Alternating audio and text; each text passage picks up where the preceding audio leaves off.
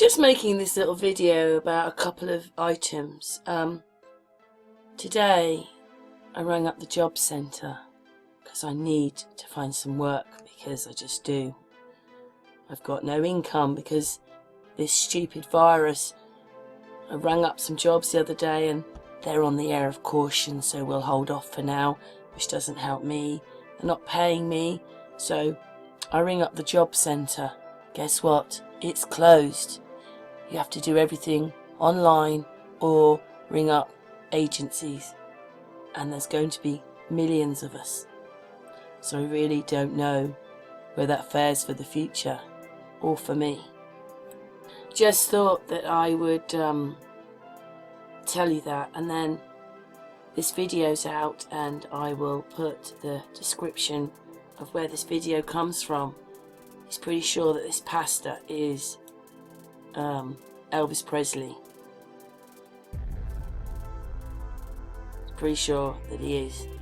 Sounds like him. He definitely sounds like him. But what society are we living in? These people are all actors. They're just actors. So you've got your favourite soap opera, and say there's J.R. Ewing in Dallas and he's playing this part, and then he goes home. Well, that's what they're doing, but we think it's real. We think these people are real. We think that they've really come into your life, that they've really sung and we've really done all these things, when even if the singing's happening, they're just still actors. And I don't think actors are what we think they are.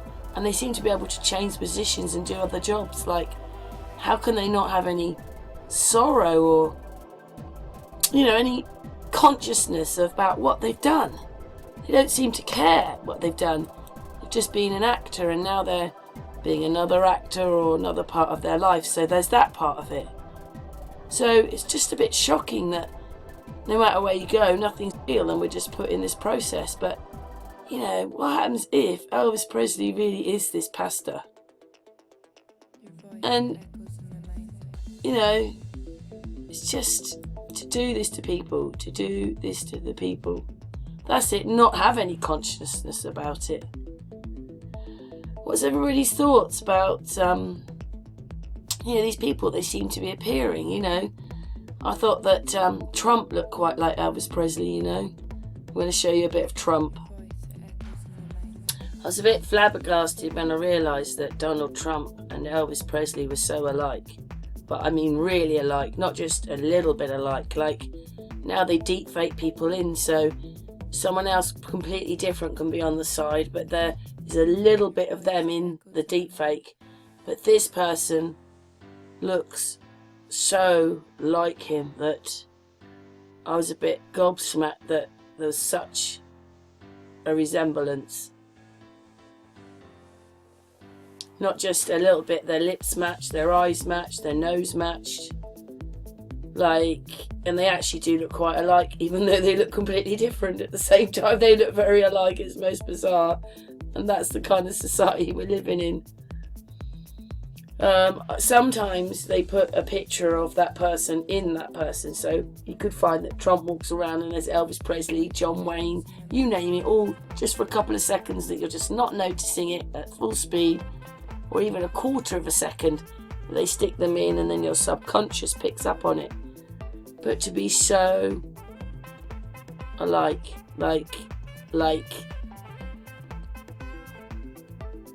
just don't know how I didn't see it before. I suppose they just changed the hair colour a bit. The hair is very important, because I realised in the Watts case that as long as you could hear Chris Watts, everybody thought they were looking at him, even if they weren't. As long as you can hear that voice and they sort of look like them, you're just not noticing it's not them. That's what I think was happening there. But this I just don't know, because that pastor looks like him, but actually he's Donald Trump. It's very alarming that this can happen. What is it, that one day he's Donald Trump the President of the United States, and then the next day he's the pastor looking at 50 people talking. I don't know what it means. I really don't. Because I'm going to show you another little video in a minute, but they're just so alike, these people. So alike. But uncannily alike. Anyway, on to the next bit. Other than the blonde hair, when I was growing up, they said I looked like Elvis. You see that? Did you believe it? Duncan says, he goes, well, there's some resemblance. Trump looks like Elvis in his later years after Elvis had put on weight. And here's another one who's just very incredible.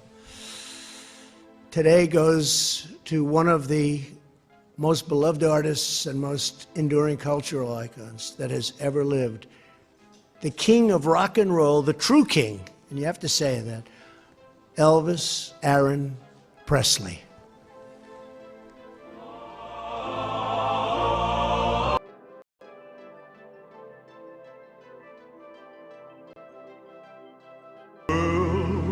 Worlds thy hands have made. That was Elvis. That was my idea. So give me a little song. That was, I guess, a little promotional ability, but I will tell you he was something special. I'd like to hear the rest of the song. I don't know why they cut it off so short. They have no promotional ability, that's why. In fact, at the end of a performance, oftentimes the fans would go so wild. I was there once in Las Vegas at the Hilton. The fans were ripping the place apart, screaming. They were going crazy, and they announced Elvis has left the house. Elvis, if they didn't say that, I think I'd still be there. Maybe I wouldn't be here.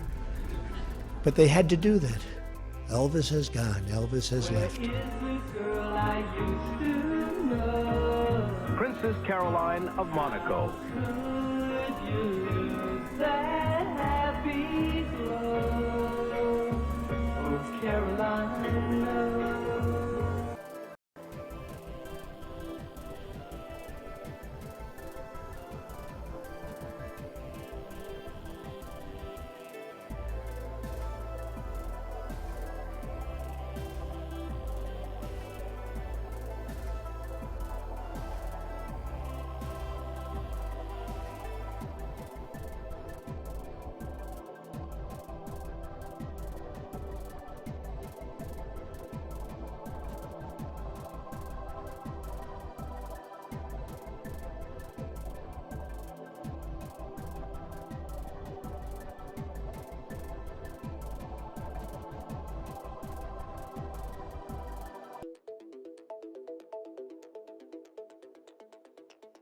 About Elvis Presley. You did? Yeah. I loved Elvis Presley. When I was a boy, people used to think I looked like him. I had a big Elvis hair, you know. I did, seriously. I loved him. There were two icons in the 50s that made all the difference in our lives. It was Elvis Presley and James Dean. And they had a profound effect on our culture. And they still do. It's amazing, isn't it? You didn't think I wanted to talk about it, did you? But he wasn't drawn to that, you know. He didn't compose any music. You know, he didn't write anything. So he was kind of boxed. That's kind of the tragedy of Elvis's life, is that he was boxed where he began. So he grew tight in that box, and he never got out of it, basically, until toward the end of his career, when he went back on the road, when he started in Vegas and he started live performing. But by then, he was a troubled young man, you know, and horribly addicted. So he wasn't free then. But when he started, I think he really had serious aspirations about becoming a serious actor. And they just wouldn't let him out of the box because they had a jewel there. They had the golden egg. You know, they knew they could count on him where he was, and so they left him there. And he couldn't get out of the box. And I think that had a lot to do with what happened to him later. He was unfulfilled, despite the fact that he was worshipped worldwide as the king of rock and roll. I mean, he'd pack him in. He's still packing him in. He's been gone how many years? But his own personal development, his own spiritual development was hampered because he made it so fast, so big. There wasn't anything that he had to model on. There was nobody had ever been there before. I mean, he was getting sunburned from his climb.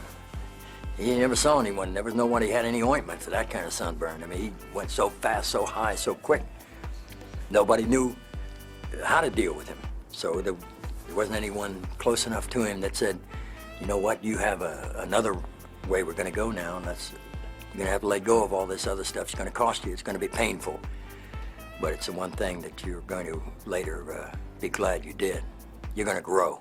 Growth is the most, success is a sometimes thing, but growth is forever. Success is a whole mess of failures that are understood, finally. That's it. The Beatles are walking in the house, and it's like, you know, introducing royalty to royalty. One thing leads to another, and they come in, and the Beatles, being very, very shy people, were sitting there, and nobody said anything. And they're just staring at them now. There's a moment of silence. As a matter of fact, it was a long moment of silence.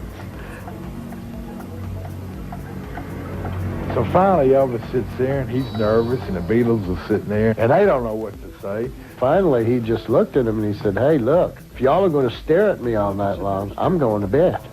I'm going to bed, man. Yeah, I was kind of hoping we could sit around and talk, maybe about music, maybe even jam. Jam? And when he said that, they just went nuts. And, you know, because that was a dream for them. So then they got up and went by the piano, and they started singing. I mean, every one of us had said, boy, if we just had a tape recorder, that would have been fantastic. I ain't got no magic, but I sure got a long way to go. Take it. I'm a long, long, long, and I'm a long way from home. I'm a long, long, long, and I'm a long way from home. On the surface, it appears to be a light-hearted jam session. But the Beatles are painfully aware of Elvis's decline as the king of rock and roll. John Lennon is the Beatle who finally breaks the ice on this touchy subject. Mr. Lennon cornered Elvis in one part of the house and said, well, Elvis, how come you don't cut any more rock and roll records like you used to? And Elvis replied, well, you know, it's my film schedule. It's kind of tight, but maybe I'll cut one soon just for kicks. Lennon replied, well, in that case, we'll buy that one. I'll bet it shook Elvis up a little bit. Lennon was just arrogant enough to sort of slap his face a little and say, Elvis, why aren't you making the records like you used to, the great records that made us want to be musicians? So come on, cut some rock and roll again. I ain't got no matches, but I sure got a long way to go. Oh, yeah. By the time they left, you know, they had said this was the greatest night, and Paul and John, in particular, had said, well, look, if you guys are not doing anything tomorrow, how about coming over to see us? And Elvis said, well, I'll try. Well, we knew he wasn't going to go.